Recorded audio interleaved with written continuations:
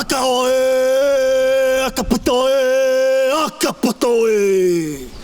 Akanuie, akaitie, akahalai. Ai ia tohuiwa. Mette tuinaut whenua. Te ono hatu atu. Me aine tato e pehua. Hei unat me ai hoi pona. Ho, ho, ho, ho.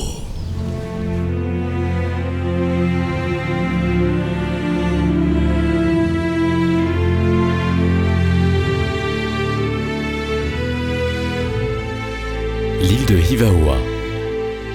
Nous sommes dans l'archipel des Marquises, en Polynésie française. Selon la légende, l'archipel fut créé en une nuit, à l'image d'une maison, par une invocation aux dieux anciens. Ainsi, Hivaoa est considérée comme la poutre maîtresse de la maison marquise. Si le peintre Paul Gauguin et le chanteur Jacques Brel y ont élu domicile pour l'éternité, l'île n'en regorge pas moins de petites merveilles, que ce soit sur ses reliefs, dans ses vallées et surtout dans le cœur de ses habitants. Nous sommes au nord-est de Hivaoa, dans la vallée de Puamau, sur le site sacré Me'ae de Ipona, devant le grand tiki Takai'i, qui fait 2,60 m de hauteur, le plus grand tiki de la Polynésie française. Ce que je viens de faire, ce n'est pas un chant, c'est une expression qu'on utilise pour parler aux dieux. Le tiki, en fait, c'est l'intermédiaire entre un dieu et l'homme. Humu Kaimuko se passionne pour sa culture d'origine, qu'il s'évertue à conserver et à partager avec les voyageurs qui font halte à Hivaoa. Très curieux de l'histoire de son peuple, il cherche des réponses. À la rénovation de ce site, la terre était à ce niveau-là. On a dû creuser jusqu'au sol et on s'est rendu compte en fait d'un symbole au pied de ce tiki. Beaucoup disent que c'est un chien et d'autres un cheval, mais en fait non.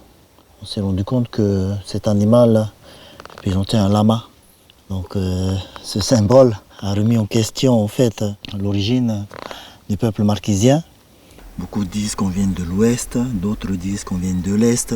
Peut-être les Marquisiens sont allés vers l'Amérique du Sud et sont revenus pour ensuite graver un symbole comme ça qu'ils ont vu, eux, de leurs propres yeux en Amérique du Sud. Donc je ne peux pas me permettre de vous dire en face que les Marquisiens viennent de cet endroit-là. Mais ce symbole quand même pose des questions.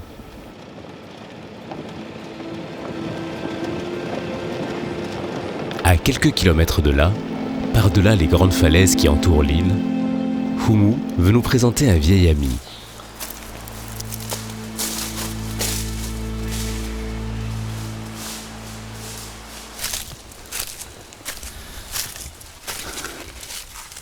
Voilà, maintenant on se trouve devant le plus grand arbre des Marquises. C'est une espèce qu'on appelle le badami. Et un arbre de plus de 200 ans, même de 300 ans, ici planté en plein milieu de la baie de Ta'awa. Toujours ému d'être devant cet arbre. À chaque fois que je me trouve devant, j'ai plus les mots, tellement il est imposant, il est impressionnant. La pierre et le bois. Il semble que ce soient les deux éléments qui prédominent sur Hivaoa. La pierre pour ce qu'elle recèle comme trace du passé, le bois pour construire. Sur une île aussi éloignée, il faut faire avec les moyens du bord. Lorsqu'on a besoin de quelque chose, il faut être prêt à le fabriquer soi-même. Ce n'est pas David Fabre qui dira le contraire. Menuisier de formation, il a décidé de s'installer sur Hivaoa et de construire avec des bois locaux des instruments de musique. Donc là, on est dans mon deuxième atelier. Ces guitares et ces ukulélés s'exportent aujourd'hui dans le monde entier. Ici, je fais les collages avec la dégo rabot. Je cintre le bois, les filets, je mets les frettes, enfin je construis les guitares en fait.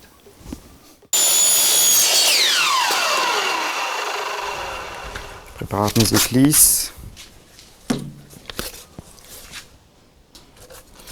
Alors, est-ce que l'huile est chaud? Ouais, apparemment ça va. C'est assez chaud. On va essayer. C'est parti. La particularité d'être marquise, c'est que tu es loin de tout.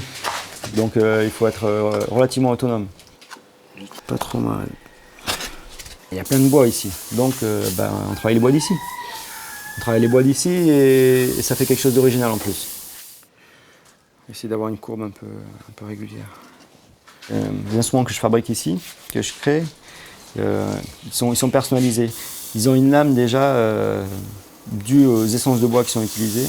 Du coup, ils représentent aussi quelque part un peu l'île, tu vois. Il vient d'ici. J'assemble en fait la matière d'ici, quoi. Toutes les parties, la touche, le cordier, bois de fer. Le scié, c'est du purao, donc de l'hibiscus des plages. Et tout le reste, c'est du tau. Donc tau, c'est le noyer d'Océanie. Le bois apporte beaucoup. Je sais que par exemple que le méhi, donc l'arbre à pain, il me donne des basses fabuleuses, quoi. Maintenant, c'est à moi de trouver un barrage de façon à ce qu'il mette en valeur les aigus, les médiums, aussi bien qu'il me donne les basses. Et là, on arrive dans des standards après, des super guitares, quoi. Le fait de vivre au Marquise, moi, ce qui m'a plu, c'est dans les reliefs, les montagnes, dans toutes les essences de bois différentes qu'il y avait. Justement, de dire que là, je suis dans un endroit vraiment calme, quoi. Mais le petit côté travailler à la main, t'aperçois que ça se fait très bien, t'arrives à faire de la qualité. Et ici, c'est parfait pour aller dans cette idée-là.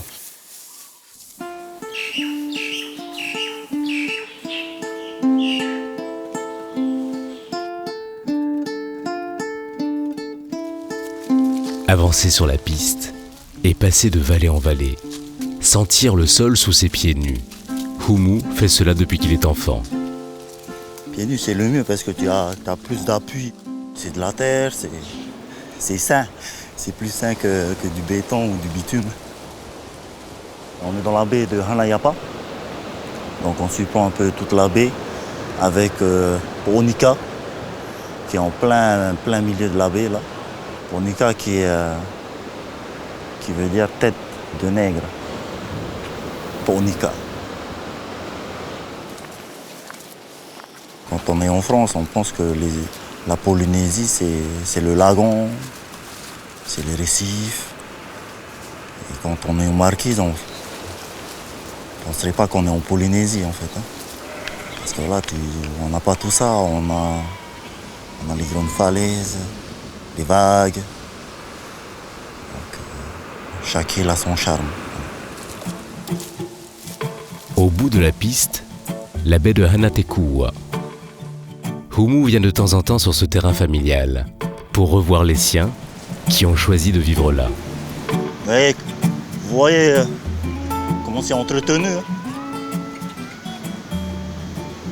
La cocoterie, elle est débroussée, c'est pour faciliter le ramassage des cocos. Parce qu'ici, l'activité, c'est le copra. Donc on entretient la cocoterie.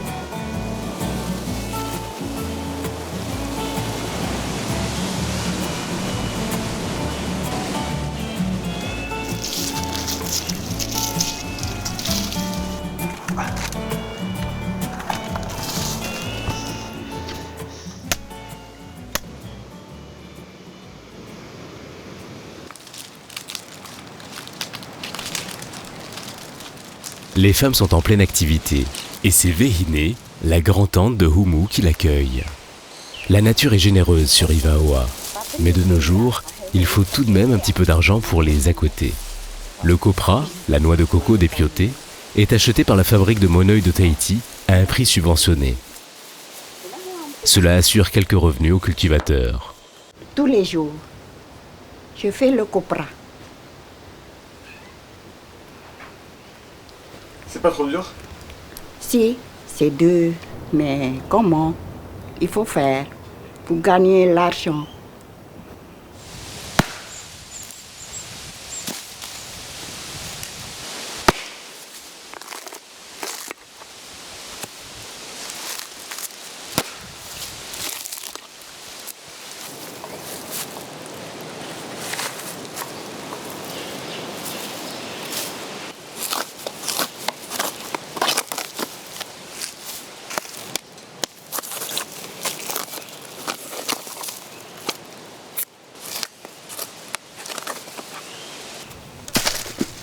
J'aime bien ce travail-là. Mais à natura, et on est Elle aime la nature. Depuis jeune, donc l'âge de 14 ans, elle a commencé à faire du copra.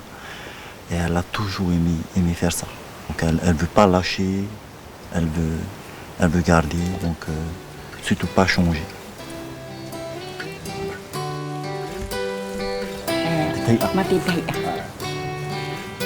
C'est un peu à contre-cœur que Oumou quitte son aïeul. Mais il reviendra la voir, c'est sûr.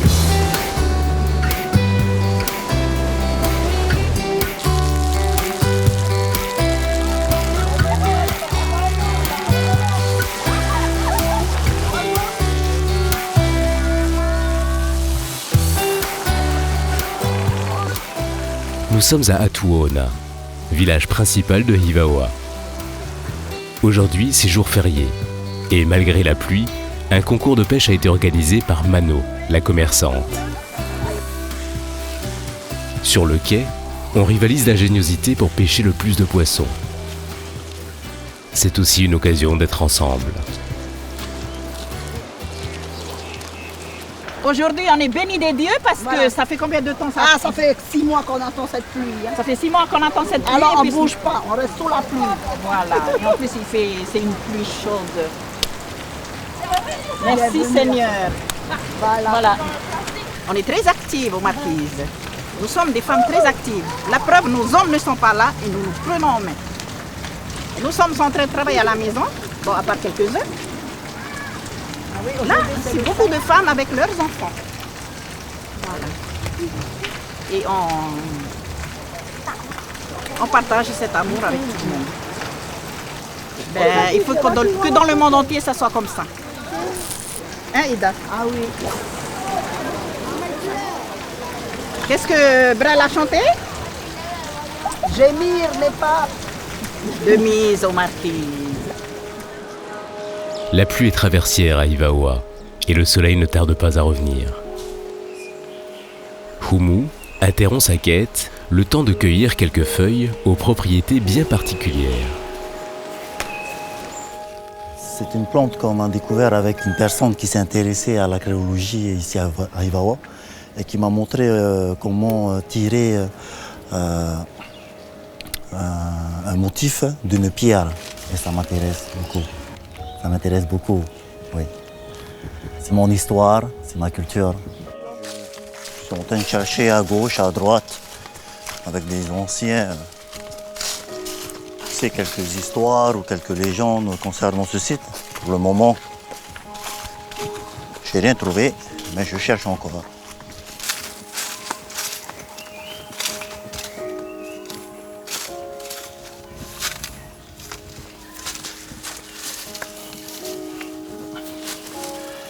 Voilà, on est sur le site Utukua, où se trouve le fameux Tiki Sourion. On voit les yeux, la bouche et quelques motifs sous les lèvres qui donnent un peu l'impression d'un tiki qui sourit. En fait. On a l'impression qu'il sourit, mais je ne pense pas. Et si on le regarde bien, nous avons aussi quelques motifs sous l'oreille du tiki. Les femmes aussi étaient tatouées sur l'oreille. Et vous allez voir aussi quelques motifs sur les bras du tiki. Les femmes étaient tatouées sur les mains, d'abord. Ensuite longer tout le bras et venir se terminer au visage avec autour des lèvres. Donc ça représentait en fait une femme qui maîtrisait les plantes médicinales. On va utiliser la feuille que nous avons cueillie tout à l'heure. La feuille rouge. Donc ensuite on prend la feuille et on le frotte.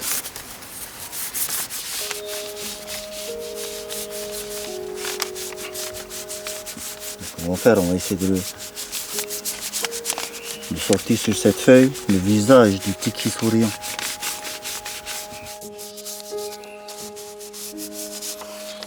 Mon souhait c'est que la culture soit respectée le mieux possible, le mieux qu'on peut, quoi, pour éviter de la perdre.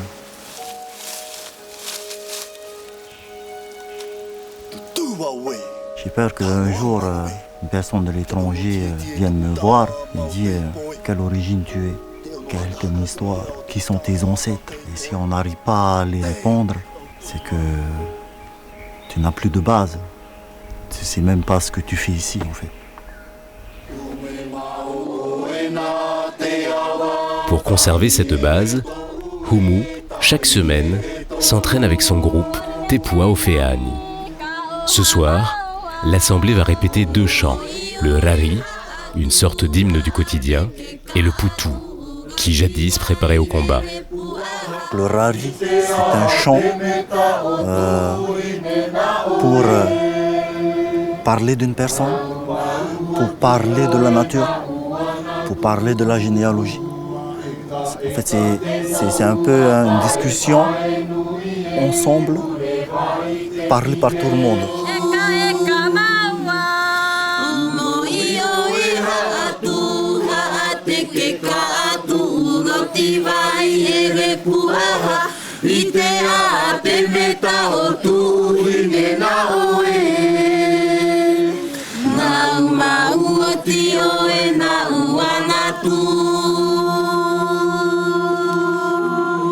On se met à l'écart parce que en fait, les femmes n'ont pas le droit de danser le putu. Nous avons juste le droit d'appeler. Donc on appelle ça le hahi. Les femmes appellent pas simplement les guerriers, mais aussi les ancêtres, les anciens dieux certainement, qu'on a oubliés, mais surtout les ancêtres en fait. Hein. Et on fait en sorte à ce que le tohua soit propice à la danse.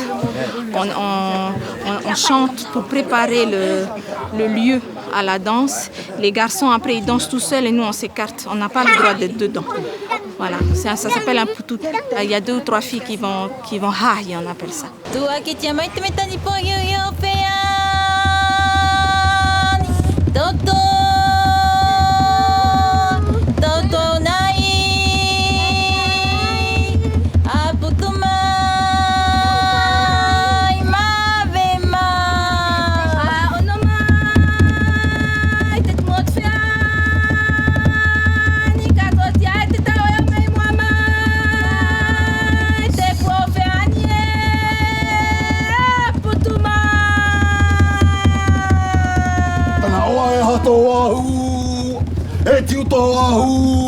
Metalito ahu, ahu amtium tafayut. Tawani etanao, tanao etokaki, hui, etokaki, hui, ukaki, huya. Tepuya, tepuya,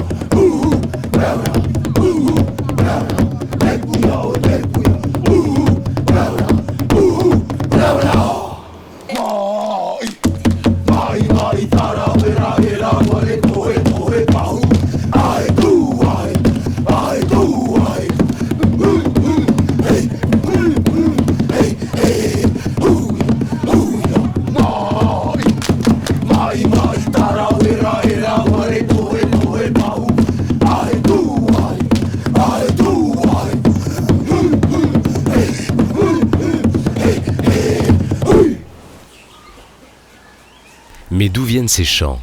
Qui les compose? Ici, je suis en train de te filmer. Ce n'est autre que Mama'u Tayatini, la grand-mère de Humu. Véritable mémoire de l'île, Mama'u Tayatini fait l'objet de toutes les attentions. Poé, sa petite fille, lui rend visite régulièrement pour recevoir cette partie de l'héritage culturel. Ce chant parle d'une femme qui un soir s'est réveillé et a pensé à son amoureux qui vient de partir en pirogue. Il ne faut pas que l'amoureux oublie l'odeur de sa bien-aimée. C'est en fait une histoire quotidienne, une histoire sentimentale, de haine aussi. C'est tout ça, Harari. C'est un peu comme le blues, oui. Ah, mais quand tu es moyen, tu maman, tu papa. Ah, tu es kako ya te Harari, moyen pour ne ya Hawaii tout ça.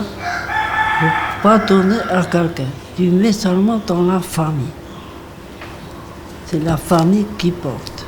Je filme ma grand-mère parce qu'il est important pour nous, marquisiens, de conserver notre culture.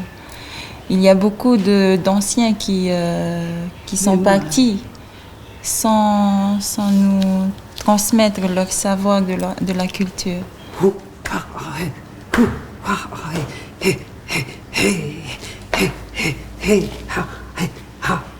C'est les pieds. Mais il faut que les pieds coulent parce qu'avant, il n'y a pas de tambour. Il n'y a que les pieds. Mais non, il faut mettre le combo mais au tas ici. Les pieds étaient marqués, c'est non. Comme ça. Je l'ai après. Il ne faut pas perdre ça. C'est un grand souvenir de nos parents. C'est vrai ce qu'elle dit.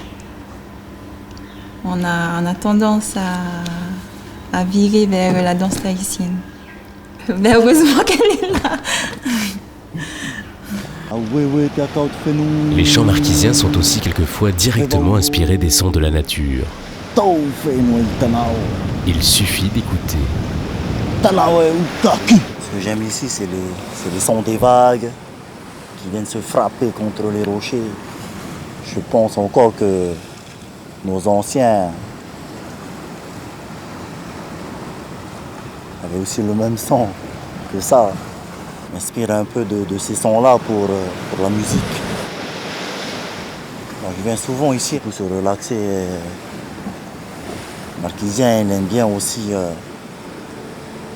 rester et rêver. Les Marquisiens rêvent beaucoup.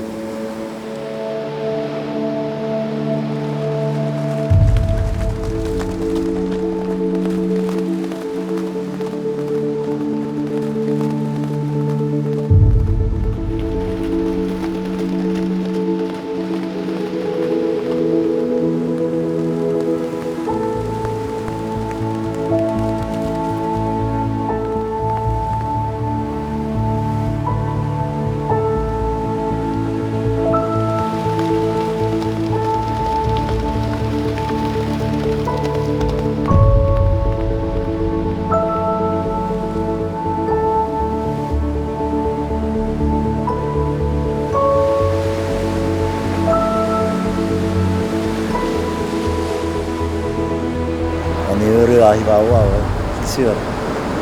Le Marquis, c'est un autre monde. On ne se croirait pas en Polynésie. Là, on est en Polynésie. Fier d'être marquisien et polynésien. Voilà.